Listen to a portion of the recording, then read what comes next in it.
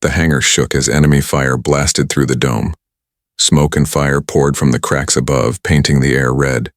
Celine lay weak in her mother's arms, her glow almost gone. Vera stood between them and the only escape ship, his weapon, aimed steady at Eli.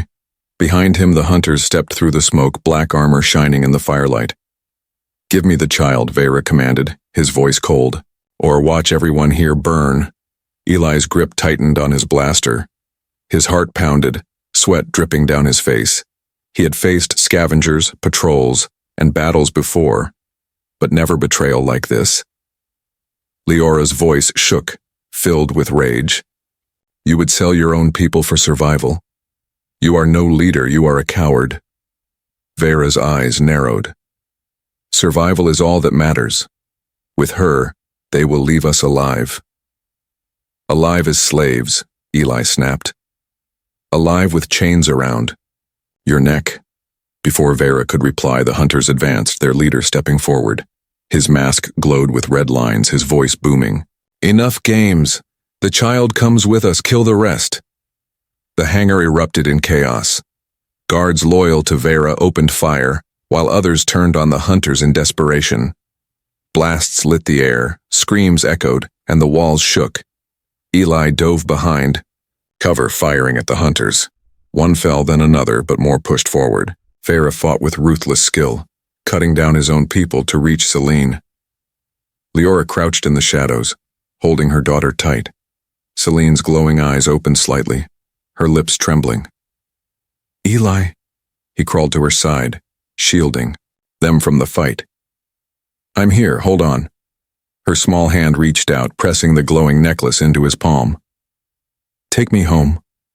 Eli's throat tightened. "I will. I promise." Vera charged forward, slamming Eli to the ground. His weapon clattered away. The traitor's hand wrapped around Eli's throat, pressing hard. "You ruined everything," Vera snarled. Eli struggled, his vision blurring. With his free hand, he drove his elbow into Vera's wounded shoulder. The traitor roared in pain, loosening his grip. Eli rolled away, grabbing his fallen blaster. He fired. The bolt struck Vera's chest. The commander fell to his knees, shock in his eyes, then collapsed onto the hangar floor. But there was no time to breathe. The hunters had reached Leora. One ripped Celine from her arms, holding the weak child high. Celine cried out, but her voice was barely a whisper. "No!" Leora screamed, lunging forward. She was thrown back by a blast, her body crashing into the wall. Eli's rage exploded. He sprinted across the hangar, firing again and again. But the hunter's armor was thick, and they shielded the child. The leader turned, preparing to retreat with Celine in his grasp. His mask glowed brighter. "The key is ours." Then the impossible happened. Celine's eyes flared open, brighter than ever before. The necklace pulsed in rhythm with her heartbeat. Though her body was weak, her spirit burned. She released a burst of pure light, so powerful it shook the entire hangar. The hunters staggered, blinded, their weapons short-circuited, sparks flying. The leader screamed as the light tore through his mask, shattering it. For the first time, Eli saw his face, human. Eli froze. The hunters were not aliens. They were humans, twisted by greed and hunger for power. Celine fell from the leader's arms, and Eli caught her before she hit the ground. He held her close, whispering, "I've got you." The surviving hunters retreated, dragging their broken leader with them. Their ships pulled away, vanishing into the black sky. Silence fell. The battle was over. For now, Eli carried Celine back to Leora. The woman, bruised but alive, pulled her daughter into her arms. Tears streamed down her silver face. "You brought her back. You gave us hope." Celine's eyes glowed faintly as she whispered, "Home." Eli stood back, watching them embrace. A family torn apart by loss was whole again. For the first time in years, he felt something stir inside him, peace. But the peace did not last. As Eli prepared to leave, a voice crackled through his ship's comms. A human commander, cold and sharp, spoke from afar. "The scavenger has chosen sides. He has delivered the child to her people. Mark him a traitor." Prepare for war. Eli looked out into the endless dark. His choice had saved Selene, but it had also drawn a line he could never erase. The hunters would return. And next time they would not just come for the child, they would come for everyone. Still, Eli placed his hand on the ship's controls, ready for whatever came. Because sometimes, one act of courage was enough to spark hope in the darkest of nights, and hope was worth fighting for. The ship drifted through the silent dark. Stars shone cold around them, but Elias did not look at them. His eyes stayed on the girl. Lyra sat in her chair, breathing slowly. She looked weak, almost ready to faint. Yet there was something strange in her calmness. She had guided his ship like no human could. He had seen her hands glow. He had seen her speak in a language that was not human, and the ship had obeyed her. Elias tightened his grip on the control stick. He had flown this vessel for years, knew every limit, every sound of the engines. But what she did, no pilot could do that. No machine should respond like that, unless she was connected to it in a way no human was meant to be. He finally spoke. Lyra, you saved us back there. How did you do it? The girl turned her head slowly. Her eyes were tired but sharp. I touched it. Elias frowned. You touched the console? She nodded. Mother told me not to. She said only, if there was no other way. Elias leaned closer. What happens when you touch it? The girl looked at her hands, small and delicate. She flexed her fingers as if they still carried the glow. It listens. A chill ran through Elias. Ships did not listen. Machines did not obey a child's whisper.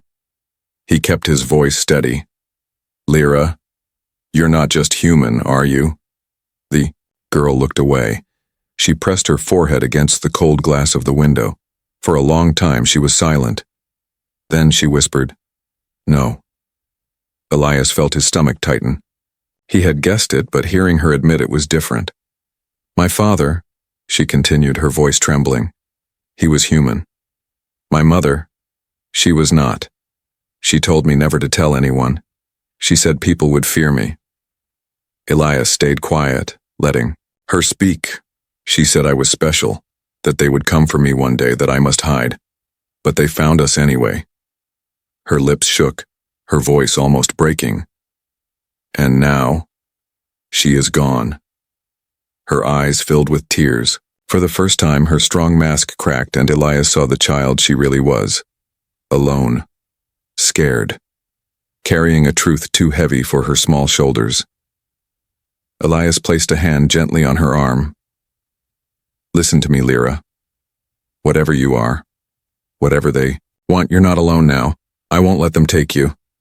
She looked at him, her tear-streaked face lit by the dim glow of the cabin. For a moment her eyes softened, but then something on the console flickered. The sensors. Elias leaned forward, his heart sinking. A weak signal pulsed across the screen. A message, half-broken, crackling through static. Lyra, if you can hear me, we are alive. The girl's head snapped up. She grabbed the console with both hands. That's my family, she cried. Elias stared. Your family? I thought everyone was gone. They're not. Her voice shook with hope. That's my uncle. He survived. They all did. Mother told me they would hide far away. Please, we must find them. The signal was faint, almost lost in the noise of space. But it was real. Someone was out there, calling for her. Elias's chest tightened. He wanted to believe it. He wanted this girl to have something, someone after all she had lost. But a voice in the back of his mind whispered caution. What if it was a trap? What if the aliens were using her family's voice to draw her in? Still, when he looked at Lyra's eyes, full of sudden light, he knew he could not deny her. All right, he said at last. We'll find them, but it won't be easy. That signal came from deep inside alien space. Lyra nodded, determination replacing her tears. I don't care. I must go. Elias sighed. He adjusted the controls. marking the signal's direction. Then hold on, Lyra. This path will be dangerous. The engines roared as the ship turned toward the unknown. For a time, silence returned, broken only by the hum of power. But Elias could not stop thinking about what he had seen. The glow in her eyes, the way the ship obeyed her touch. She was not just human. She was something else. Something powerful. Something the aliens would kill to take back, and now, they were flying straight into enemy space, chasing a voice that might lead them to hope, or to doom. Elias stared at the stars, his hand tight on the controls. Lyra sat beside him, her eyes fixed on the dark ahead. Neither of them spoke, but both knew one truth. The secret was out now, and there was no turning back. The signal was weak, but steady. A broken voice filled with static yet carrying hope. Elias adjusted the scanner again and again, chasing the faint trace across the black sea of stars. Lyra, we are alive.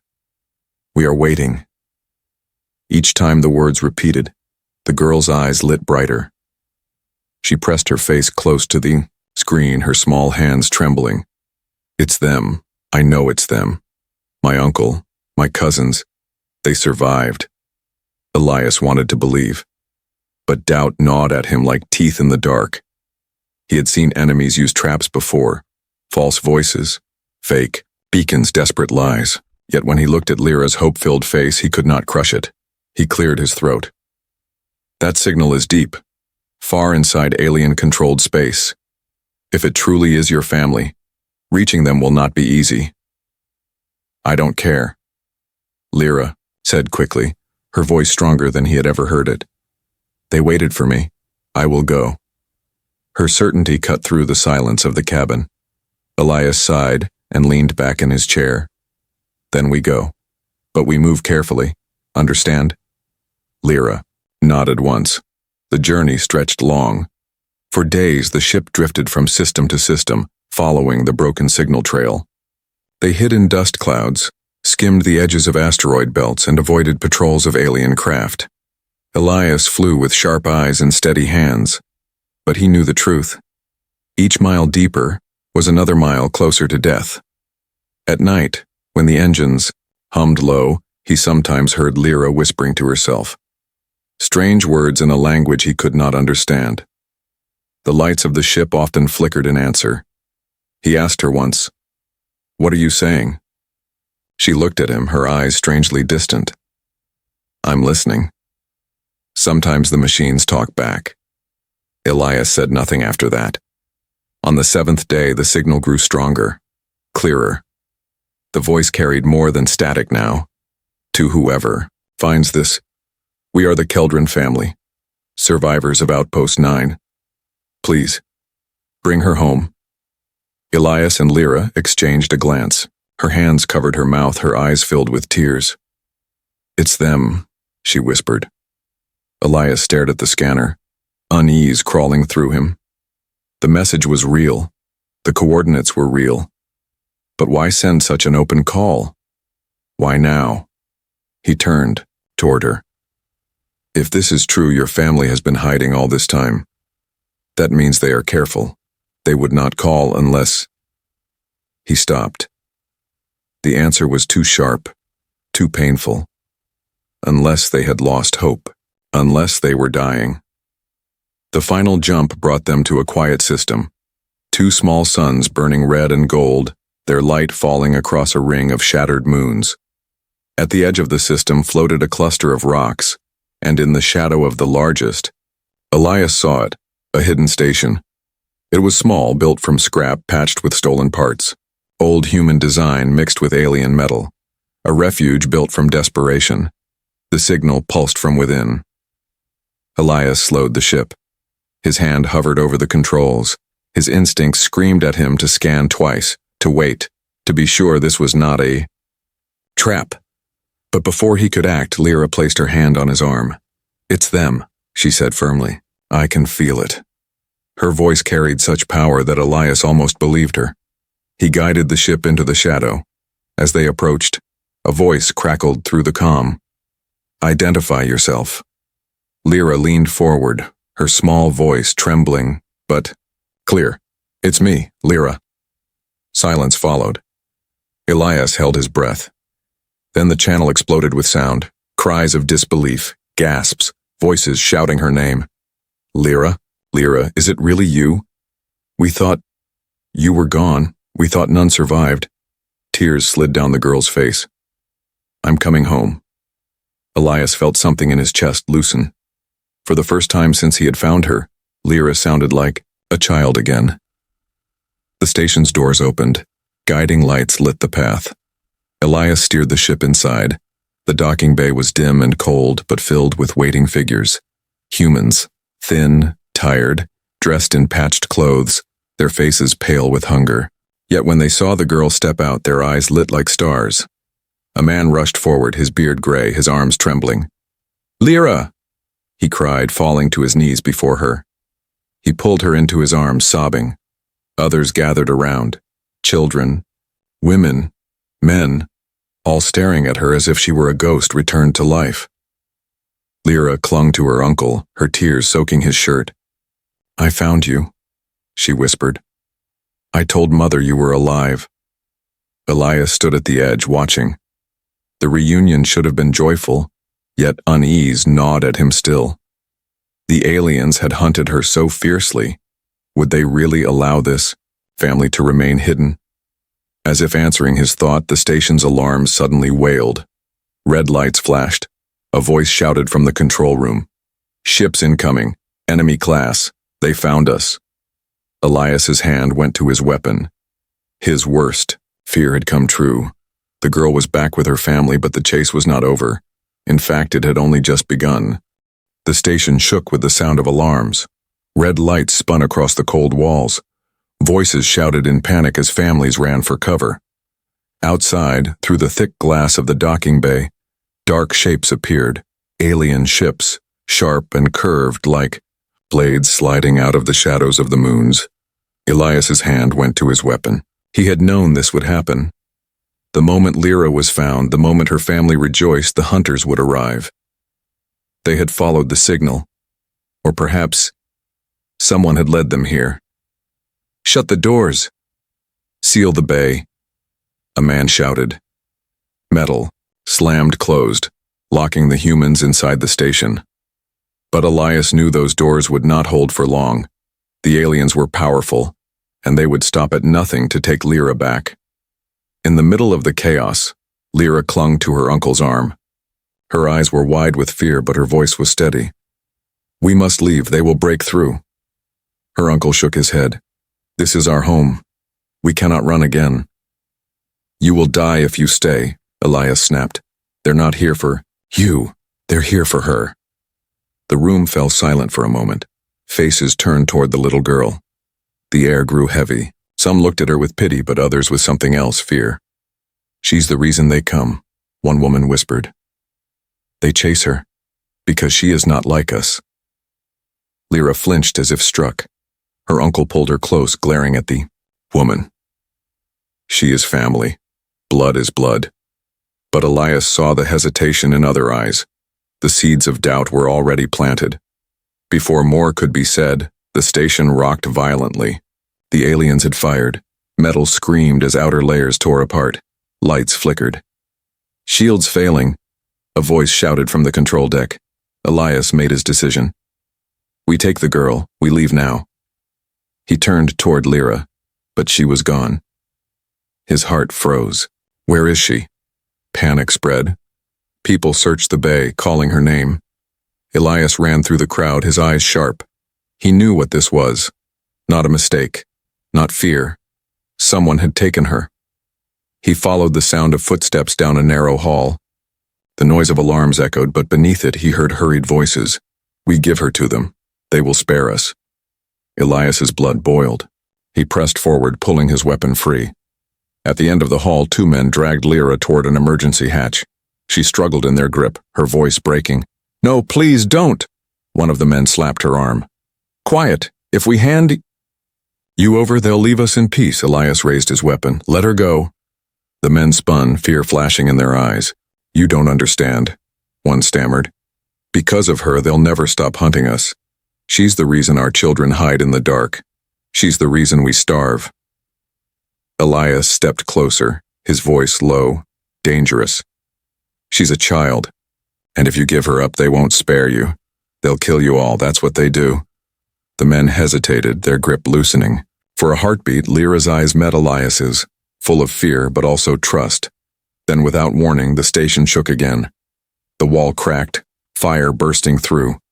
One of the men screamed as debris crushed him. The other ran, vanishing into the smoke. Elias pulled Lyra into his arms. She clung to him, trembling. "They were going to give me away," she whispered. "I won't let that happen," Elias growled.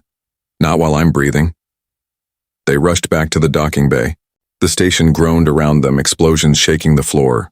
The aliens were cutting through the shields piece by piece. Lyra's uncle met them halfway, his face pale. "We can't hold them off. The station is breaking apart." "Then we leave," Elias said. "Now." The uncle hesitated, looking at the other families. Fear and anger burned in their eyes. Some whispered again about giving the girl away. Elias saw it clearly now. The betrayal was not only from two men, it was growing in the hearts of many. Fear was stronger than loyalty. He looked at Lyra's uncle. "You must decide. Stand with her or they will tear her from you." The older man's jaw tightened. He pulled a weapon from his belt. "Then we fight." Together they ran back into the bay. Elias fired up his ship, engines screaming with power. Families scrambled inside the station's bunkers, but many looked toward Lyra with eyes that no longer held welcome. The girl sat beside Elias in the cockpit, her hands shaking. "Why do they hate me?" she asked softly. Elias glanced at her. "Because they're afraid. People often hate what they fear." Her small voice trembled. "Will you hate me too?" He shook his head firmly. "No, I don't fear you, Lyra. I fear losing you." The docking doors cracked open, releasing them into the void. Alien ships circled like wolves, their weapons glowing. Elias gritted his teeth and pushed the engines to full. The battle was not finished. The betrayal had only begun. The ship cut through the dark void, fleeing the ruined station. Behind them, explosions lit the shadows as alien fire tore the refuge apart. The cries of Lyra's family echoed in Elias's ears. Some had escaped into smaller pods. Some he did not know. But he knew one thing. They were hunted. In the cockpit, Lyra sat silent. Her face was pale, her eyes empty. She did not weep, but Elias felt her grief filling the cabin like smoke. He wanted to comfort her, but before he could speak, the ship's console flickered. Strange symbols crawled across the screen, not in human language. Elias frowned, tapping controls. "What now?" he muttered. Lyra raised her head slowly. Her eyes glowed faintly again. She whispered, "They are calling me." Elias turned sharply. "Who?" "The others," she said. Her voice was calm, too calm for a child. "The ones who came for me. They say I must return, that I belong to them." Elias's hands tightened on the controls. "You don't belong to them, you're not theirs." Lyra looked down at her small hands. "Maybe I am." Elias's chest tightened. He had feared this moment. He had known there was something inside her, something not human. But hearing her, admit it, seeing the glow in her eyes made it real. "Tell me the truth, Lyra," he said firmly. "What are you?" For a long time, silence filled the ship. The hum of the engines, the crackle of damaged systems, the soft breath of the child. Finally, she spoke. "My mother told me the story before she died. She said my father was a soldier, a human who fought in the war. He found her when she was wounded. She was not human. She was from the other kind, the enemy. But he saved her. Anyway." Elias's heart pounded. "They hid together," Lyra continued. "They loved each other. I was born from both, human and other. My mother said I was proof that two worlds could join, but the others did not see it that way.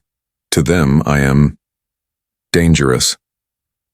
A mistake. Her voice broke at the last word. Elias closed his eyes for a moment. A child caught between two worlds hunted by both. Now it made sense. Her glow, her power, her connection to machines. She was the bridge and the key.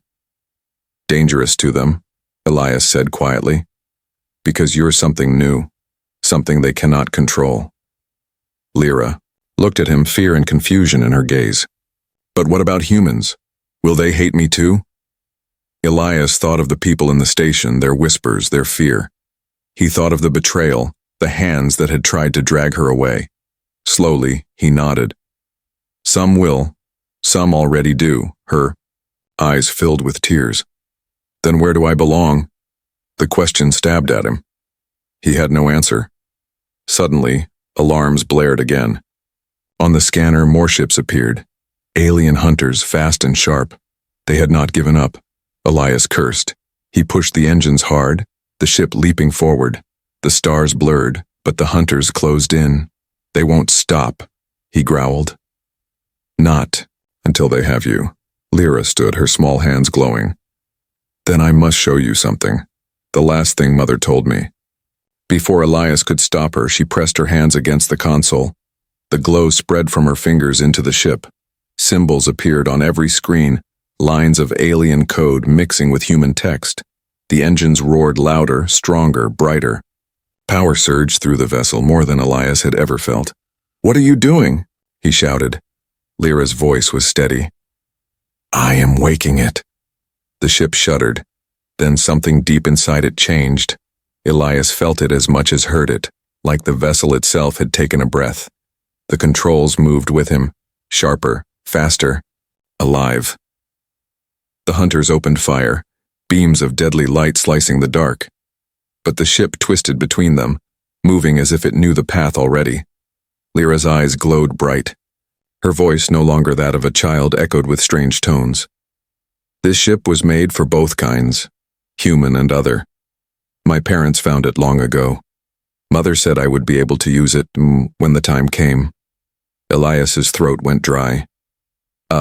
Hidden ship, built for unity, awakened by the child who was both. This was more than survival. This was destiny. The hunters pressed closer, but Elias felt no fear now. The ship moved like lightning under his hands, guided by Lyra's strange power. They cut through the enemy line, blasting one ship apart, outmaneuvering the others. When the last hunter broke away, too damaged to follow, silence returned. Elias leaned back, breathless. Lyra collapsed into her seat, the glow fading from her eyes. She looked weak, but calm. They will come again, she whispered. They will never stop, not until one side has me. Elias looked at her, his jaw tight. Then we choose a side, and it won't be theirs. But in his heart, he knew the truth was more dangerous than that. This child did not belong to one side or the other. She was something new, something that could end the war or ignite it forever. And every star in the galaxy would soon know her name. The stars were quiet, but the quiet did not feel safe. It felt like a held breath, like a pause before a storm. Elias guided the ship toward the last coordinates from the refugees' distress beacons. Lyra sat beside him, small and still. Her eyes were tired but steady. They're close, she whispered. I can feel them. Elias nodded. Then we bring you home. Home was a broken moon with a thin ring of ice around it. Beneath the ring lay a shadowed canyon, and inside that canyon a rough shelter. Metal plates, old cargo pods, a few weak lights. Human survivors had built it fast and ugly, but it was hidden. Elias landed in silence. The ship's engines cooled, with a soft sigh. The bay doors opened to cold air and a thin mist. He touched Lyra's shoulder. Stay behind me, he said. They stepped out. Shapes moved within the mist.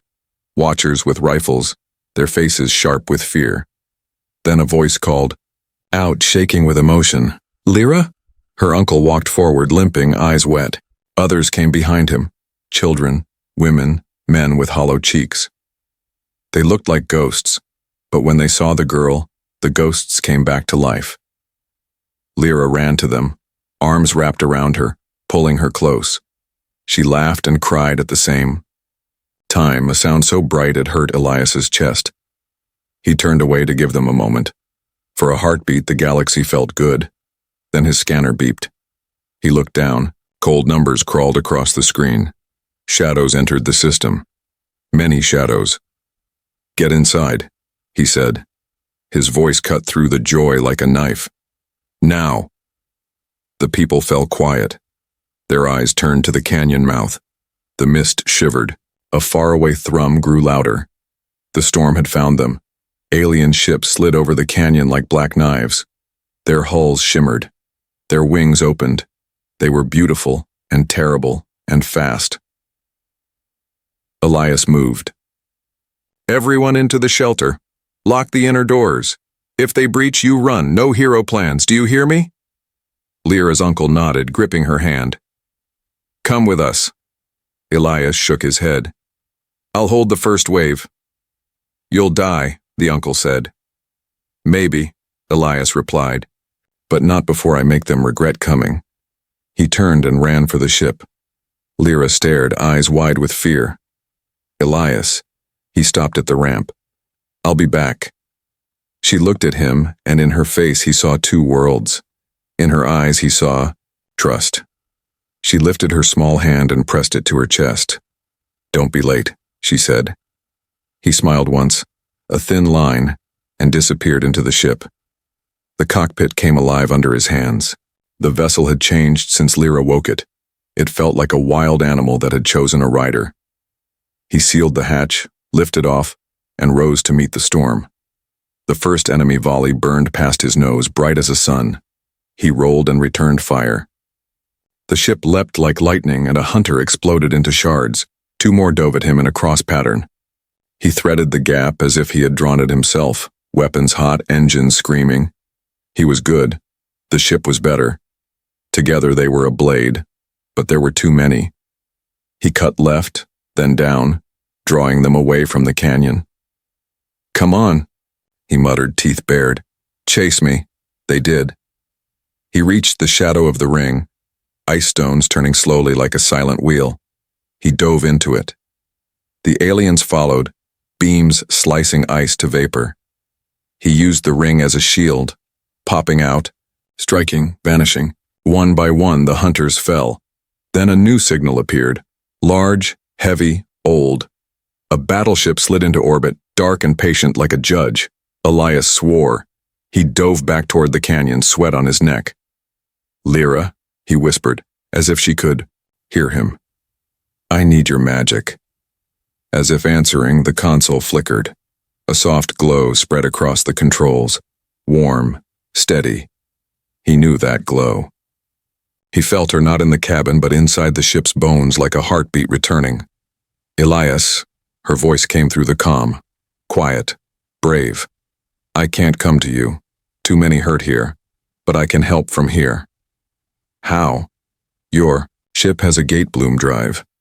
Her words were calm, not a child's words at all. "Mother said it can turn the space around it for a short time. It will not move you away. It will move the battle." He laughed once, breathless. "That sounds impossible." "It is," she said, and he could hear the smile in her voice. "But we are too." He looked up. The battleship's guns began to charge. The canyon lights dimmed in fear. "Do it," he said. The glow deepened. Symbols, half-human numbers, half-alien curves, spun over his displays. The ship seemed to lean back like a swimmer gathering strength.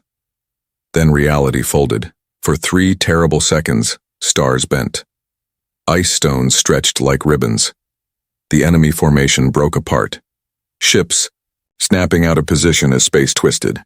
The battleship's main volley fired, but it struck empty sky. Elias was no longer in its sights. The shot hit its own escort instead, tearing it to pieces. Elias did not waste the gift. He dove, fired, climbed, and the hunters died in arcs of light. The battleship turned slowly, wounded and confused.